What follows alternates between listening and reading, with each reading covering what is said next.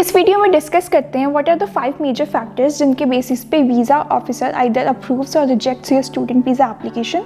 And यही वो 5 major factors हैं जिनके बेसिस पे इंटरव्यू इज गोना जज your application.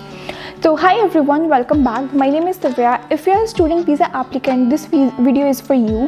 But if you're not an applicant, you could just help your friends, relatives or cousins. So please do watch the video until the end and do like this video and subscribe to my channel for more such useful content. I have been getting several messages on Instagram regarding the student visa interview process. So I thought I should create a video on this. Recently, Canada has started sending interview requests to student visa applicants in India. This is not something very normal. पहले interview requests जाती थी but not on a large scale.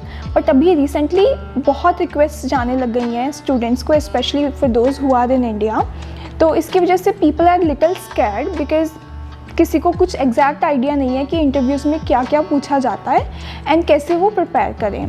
तो I'll tell you कि there is nothing to worry about because अगर आप IRCC की official website पे भी देखोगे there are 4 to 5 major factors जिनके बेसिस पे वो आपकी एप्लीकेशन रिफ्यूज़ करते हैं।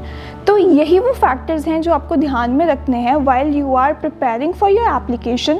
और अगर आप एप्लीकेशन ऑलरेडी लगा चुके हो एंड आपको all of a sudden interview request आ गई है, सो यही वो 5 फैक्टर्स हैं जिनके बेसिस पे आपको प्रिपेयर करना है अपने इंटरव्यू के लिए। तो चलते हैं फर्स्ट मेजर फैक्टर पे विच इज़ योर फाइनेंसेस। तो फाइनेंसेस बहुत बड़ा एक क्राइटेरिया होता है किसी भी एप्लीकेशन का अप्रूव होने में, because Canada is a very expensive country. If we compare Indian rupee and Canadian dollar, everybody knows there is a huge difference. तो दे वांट टू नो कि अगर आप एज अ स्टूडेंट आ रहे हो either for a 1 year program or for a 2 year, even for a 4 year program, तो आपका financial plan क्या है, कैसे योर फैमिली और you are gonna support yourself. तो although students they work part time to support their expenses, but इसका ये मतलब नहीं होता कि you are gonna say in your interview कि you will do part time job and save enough to pay your fees. This is not a good answer or the answer that they are looking for. तो इसमें you have to prove कि your family is financially strong enough to afford the expenses. Let's say कि वो आपको पूछते हैं what's the source of your income. तो इसमें you'll explain कि आपके फादर, आपके मदर और you yourself आप कितना अर्न करते हो या how much savings you already have. Then you can explain about the business and the properties you have in the city. So basically you have to convince the interviewer कि you are strong enough to live in an expensive country, and because you are a student you can't work more than 20 hours. और ज़रूरी भी नहीं होता, if you have chosen a difficult course, तो sometimes you can't even work for 20 hours. So what's your plan? So in this question you just have to convince the visa officer that your father and your mother are gonna support you during the duration of your studies. They'll be taking care of all the expenses. And the second factor is the English proficiency. So they are gonna judge you कि आपका कितना strong hand है English language पे, and I think there should nothing be worry about because अगर आपका 6 each band है which means you are good enough in English and you can write, speak and study in Canada in English language. तो चलते हैं next major factor पे which is your main purpose. So इस main purpose को will divide into 3 parts. First is why you chose this program, second is why you chose Canada and third is what's your future goal. तो why you chose this program, so इस चीज़ में you should be very clear कि आपने ये programme क्यों choose किया है। लेट्स से कि you are going to study in a masters programme and the major field is computer science. तो आपको कन्विंस करना है what was the reason behind that. This could be like you already had a bachelor's degree in computer science or you had a work experience in that field and now you want to do your masters. तो you should be very very clear on that. ऐसा नहीं होना चाहिए कि मैंने business management का programme उठा लिया बिकॉज मेरे एजेंट ने मुझे सजेस्ट किया और मैंने किसी और प्रोग्राम में ट्राई ही नहीं किया, या फिर this was the only programme जो आपको मिल सकता था कनाडा में just because of your prior experience और स्टडीज़। तो ठीक है, आपके एजेंट ने आपको सजेस्ट किए programmes, but you were the person who finally chose what you are gonna study, right.